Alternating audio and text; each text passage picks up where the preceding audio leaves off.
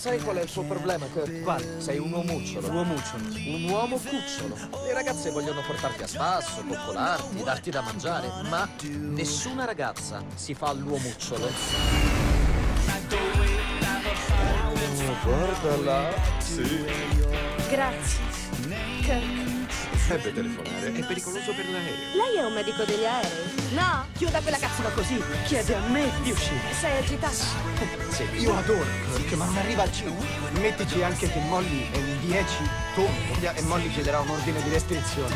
Che lavoro fa? Organizzo eventi. Da 2 anni dobbiamo sposarci.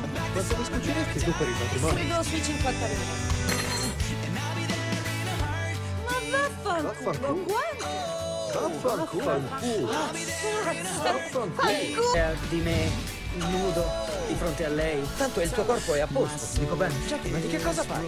Sto parlando di questo. No, va tutto bene, perché è pulito. Sembra che ti stia dicendo, ehi, appoggia la tua bocca qui.